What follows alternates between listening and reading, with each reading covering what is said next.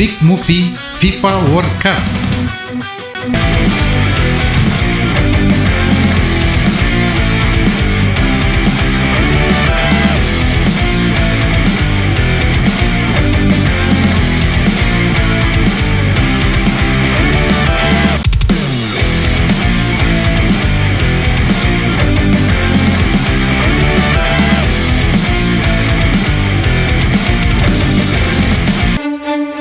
Hampir setiap 4 tahun sekali, kita melakukan kesalahan yang sama. Kita sibuk menebak siapa yang akan mengangkat trofi Piala Dunia, Argentina, Brazil, Perancis atau Inggeris. Nama-nama itu selalu muncul di urutan teratas dan secara logika, pilihan tersebut memang masuk akal. Tapi ada satu masalah, Piala Dunia hampir tidak pernah berjalan sesuai naskah yang kita bayangkan. Kerana turnamen terbesar di muka bumi ini selalu melahirkan tokoh baru yang datang untuk mencuri panggung dari para pemeran utamanya. Jika FIFA World Cup adalah sebuah filem blockbuster raksasa, maka Argentina, Brazil, Perancis, Inggeris, Spanyol, Portugal dan Belanda adalah para pemeran utamanya. Mereka memiliki jutaan pendukung lintas negara, superstar kelas dunia di setiap lini dan nilai skuad yang membuat sebagian besar peserta lain terlihat seperti figuran. Tidak peduli di benua manapun turnamen digelar, mereka selalu menjadi pusat perhatian. Mereka adalah wajah utama industri sepak bola modern. Dan jika kita melihat komposisi skuad yang mereka miliki hari ini, wajar jika sebagian besar prediksi menempatkan mereka sebagai kandidat terkuat untuk mengangkat trofi pada tahun 2026 ini. Namun sebuah filem yang bagus tidak pernah hanya bergantung pada tokoh utamanya. Penonton tidak bertahan selama 2 jam untuk menyaksikan akhir cerita yang sudah bisa ditebak sejak menit pertama. Mereka bertahan kerana adanya kejutan, karena adanya konflik, karena adanya karakter yang awalnya dianggap figuran tetapi perlahan mencuri perhatian dan mengubah seluruh alur cerita. Dan Piala Dunia selalu memiliki kebiasaan yang sama. Di setiap edisinya, selalu ada 1 atau 2 tim yang datang tanpa ekspektasi besar namun berhasil mengacaukan prediksi para analis dan mengguncang panggung sepak bola dunia. Pertanyaannya sekarang, siapa karakter tak terduga itu di Piala Dunia 2026? Siapa tim yang berpotensi mencuri panggung dari para raksasa dunia? Dan siapa yang diam-diam memiliki semua elemennya untuk menjadi kisah terbesar dalam turnamen ini? Di luar para raksasa yang selama ini mendominasi panggung Piala Dunia, masih ada puluhan peserta lain yang datang dengan nasib yang sangat berbeda. Dalam filem besar bernama FIFA World Cup, mereka biasanya akan terbagi ke dalam 2 peran. Sebagian hanya menjadi figuran, mereka hadir untuk melengkapi cerita, meramaikan panggung, lalu pulang tanpa meninggalkan jejak yang berarti dalam ingatan sejarah. Namun sebagian lainnya memiliki peran yang jauh lebih menarik. Mereka adalah para antagonis. Dan sebelum anda salah faham, antagonis yang saya maksud di sini bukanlah tokoh jahat. Dalam dunia cerita, antagonis adalah karakter yang memicu konflik kerana yang mengganggu alur yang sudah dianggap pasti, karakter yang membuat para pemeran utama tidak bisa berjalan mulus menuju akhir cerita yang mereka inginkan. Tokoh antagonis yang dimaksud adalah tim-tim yang datang tanpa status unggulan tetapi memiliki kemampuan untuk menghancurkan prediksi. Tim yang mampu membuat stadion terdiam, tim yang mampu membuat jutaan prediksi di seluruh penjuru dunia berakhir di tempat sampah, dan yang terpenting, tim yang mampu memaksa dunia berhenti sejenak dan berkata, "Tunggu dulu, siapa mereka?" Karena setiap edisi Piala Dunia, turnamen selalu membutuhkan sosok seperti ini. Kroasia pernah melakukannya, Maroko pernah melakukannya, dan juga Korea Selatan pernah melakukannya. Pertanyaan terbesar di FIFA World Cup 2026 kali ini adalah, siapa antagonis berikutnya yang akan mengacaukan seluruh jalan cerita Piala Dunia kali ini? Piala Dunia bukan sekedar turnamen. Sebagaimana sebuah filem, setiap pertunjukan olahraga juga memiliki produser. Dan dalam panggung terbesar bernama Piala Dunia, produser itu adalah FIFA. Namun tujuan seorang produser tidak hanya berhenti pada menciptakan hiburan berkualitas. Tujuan utamanya adalah merebut sesuatu yang jauh lebih berharga, iaitu perhatian anda. Di era modern, perhatian manusia adalah mata uang paling mahal di dunia. Ketika miliaran orang duduk di depan layar selama 90 menit, nilai ekonomi yang tercipta jauh melampaui harga sebuah tiket pertandingan.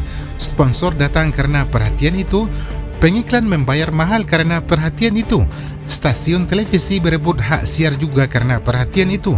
Bahkan negara-negara tuan rumah bersedia menggelontorkan miliaran dolar demi mendapatkan perhatian itu. Maka jangan heran jika Piala Dunia terus berkembang layaknya sebuah serial raksasa. Karena bagi FIFA, setiap pertandingan bukan hanya laga sepak bola. Setiap pertandingan adalah sebuah episode yang harus membuat penonton kembali lagi pada pertandingan berikutnya.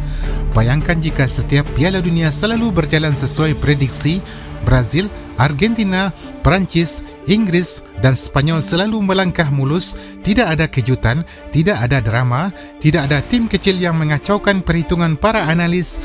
Sejak pertandingan pertama, kita sudah tahu siapa yang akan berdiri di podium juara. Jika seperti itu jalan ceritanya, berapa lama anda masih mau menonton pertunjukan seperti itu? Mungkin 1 edisi, mungkin 2 edisi, tetapi cepat atau lambat semua akan terasa membosankan. Karena daya tarik terbesar Piala Dunia tidak pernah lahir dari sesuatu yang bisa ditebak.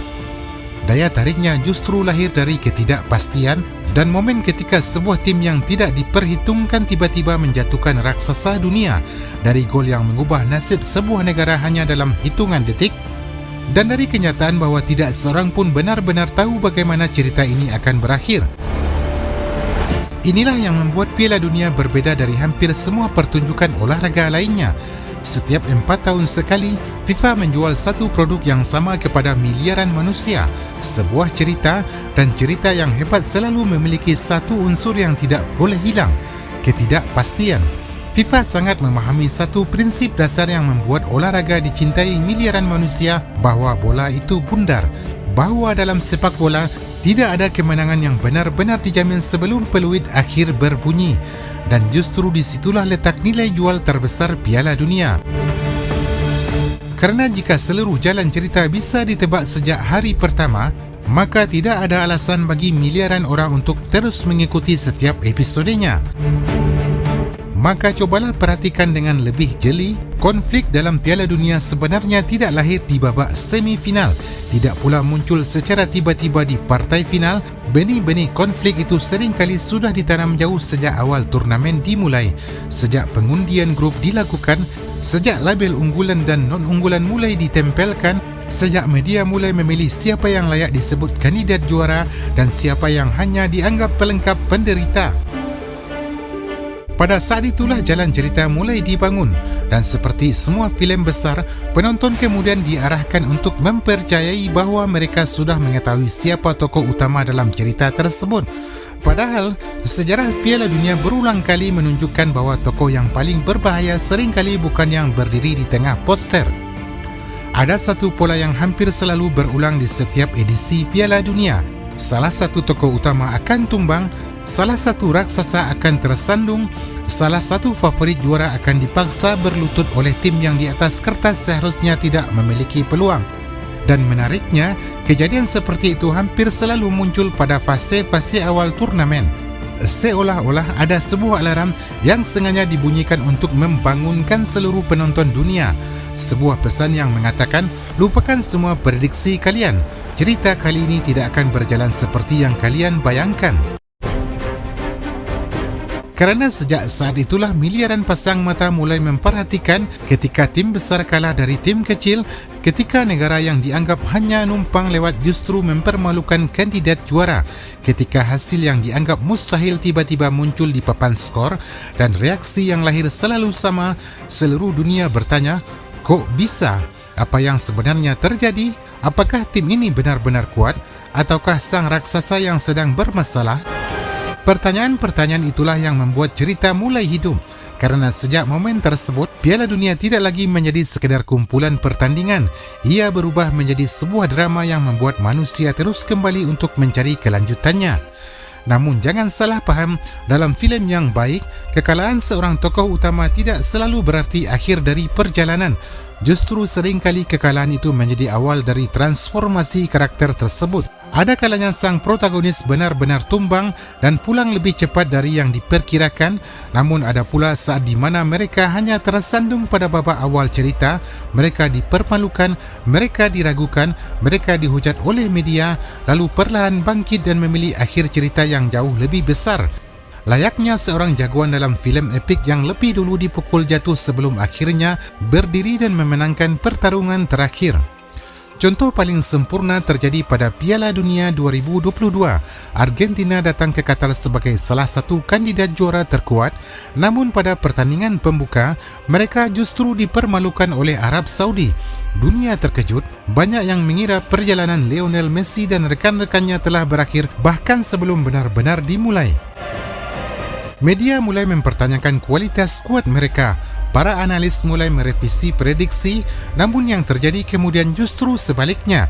Kekalahan itu menjadi titik balik, Argentina bangkit, melaju hingga final dan pada akhirnya mengangkat trofi Piala Dunia. Teaser yang semula terlihat sebagai awal kehancuran, ternyata hanyalah bab pertama menuju akhir cerita yang sempurna. Bahkan sejarah pernah menghadirkan kisah yang lebih ekstrim. Pada tahun 2010, Spanyol yang kelak menjadi juara dunia justru membuka turnamen dengan kekalahan dari Swiss, sebuah hasil yang hampir tidak masuk akal pada saat itu. Namun setelah protagonis jatuh dan tak bangkit lagi. Satu contoh paling brutal terjadi pada Piala Dunia 2002. Saat itu, Argentina datang ke Korea Jepang dengan status salah satu favorit utama juara dunia. Mereka dihuni pemain-pemain elit seperti Gabriel Batistuta, Juan Sebastian Veron, Hernan Crespo hingga Javier Zanetti. Banyak analis menempatkan mereka sebagai kandidat terkuat untuk mengangkat trofi, namun yang terjadi justru sebaliknya. Mereka tersandung melawan Inggris, ditahan Swedia dan akhirnya tersingkir bahkan sebelum fase gugur dimulai. Salah satu skuad terbaik yang pernah dimiliki Argentina pulang sebagai penonton ketika turnamen baru memasuki babak kedua. Ironisnya, tragedi yang sama juga menimpa juara bertahan. Perancis datang sebagai kampiun dunia 1998 dan juara Eropa 2000. Mereka memiliki Zinedine Zidane, Thierry Henry, David Trezeguet. Di atas kertas, mereka tampak nyaris sempurna, namun Piala Dunia tidak peduli pada reputasi. Perancis gagal mencetak satu gol pun sepanjang fase grup dan juara bertahan itu tersingkir tanpa perlawanan berarti. Bahkan negara sekelas Jerman pun pernah mengalami nasib serupa. Sebagai juara bertahan tahun 2014, mereka datang ke Rusia dengan ekspektasi yang sangat tinggi. Namun kekalahan mengejutkan dari Meksiko di laga pembuka menjadi awal dari bencana. Setelah itu mereka kembali tersandung oleh Korea Selatan dan untuk pertama kalinya dalam sejarah modern mereka tersingkir di fase grup. Dan sekarang, Big Movie FIFA World Cup 2026 akhirnya resmi dimulai. Poster para pemeran utama sudah dicetak, para kandidat juara sudah diumumkan, prediksi demi prediksi mulai memenuhi layar televisi dan media sosial. Namun bagi saya, ada satu pertanyaan yang jauh lebih menarik daripada sekadar siapa yang akan menjadi juara. Pertanyaan itu adalah siapa yang akan memicu konflik pertama. Karena jika sejarah mengajarkan satu hal kepada kita, maka hampir setiap Piala Dunia selalu meminta satu tumbal untuk membuka jalan cerita. Satu tim besar, satu favorit juara, satu raksasa yang harus tersandung agar seluruh dunia sadar bahawa cerita kali ini tidak akan berjalan sesuai naskah. Pertanyaannya sekarang, siapa yang akan memainkan peran tersebut pada tahun 2026? Apakah para tokoh protagonis hanya akan menjadi sang jagoan yang kalah lebih dulu sebelum bangkit dan merebut trofi di akhir cerita seperti Argentina di tahun 2022, ataukah mereka yang akan bernasib jauh lebih tragis menjadi korban pertama yang membuat dunia terkejut lalu pulang sebelum cerita benar-benar usai seperti Argentina tahun 2002, seperti Prancis tahun 2002 atau seperti Jerman tahun 2018. Lalu, siapa yang akan memainkan peran krusial ini pada tahun 2026? Apakah Argentina sang juara bertahan? Ataukah Brazil yang kembali datang dengan generasi emas baru? Apakah Perancis yang masih dihuni para superstar kelas dunia? Ataukah Inggris yang kembali memikul ekspektasi jutaan pendukungnya? Ataukah Spanyol, Portugal, atau Belanda yang sejak awal diprediksi akan menjadi penguasa panggung? Sejarah mengatakan bahawa status unggulan tidak pernah menjamin keselamatan. Justru semakin besar sorotan yang mengarah kepada sebuah tim, semakin besar pula dampak yang tercipta ketika mereka tersandung. Dan disitulah letak ironi terbesar Piala Dunia. Tim yang paling banyak diprediksi menjadi juara seringkali juga menjadi kandidat paling menarik untuk menciptakan kejutan pertama. Jika setiap Piala Dunia selalu membutuhkan satu raksasa untuk tersandung, lalu siapa yang akan menjatuhkannya? Kejutan terbesar tidak pernah muncul secara acak. Selalu ada karakter yang datang dari bayang-bayang, tetapi itu adalah cerita yang berbeda. Kerana untuk memahami siapa yang berpotensi menjadi pengacau terbesar pada Piala Dunia kali ini, kita harus terlebih dahulu memahami bagaimana tokoh antagonis bekerja, bagaimana mereka lahir, bagaimana mereka membangun momentum, dan mengapa mereka hampir selalu berhasil membuat para raksasa kehilangan pijakan. Kerana mungkin saja calon antagonis terbesar Piala Dunia 2026 sedang berdiri tepat di depan mata kita hari ini, dan sebagian besar orang belum menyadarinya. Kerana baik kita sebagai penonton ataupun sang tokoh protagonis yang tumbang selalu memiliki satu kesamaan. Mereka tidak pernah menyadari ancaman itu datang, dan itulah yang membuat kita akan selalu menunggu dan bertanya di Piala Dunia kali ini.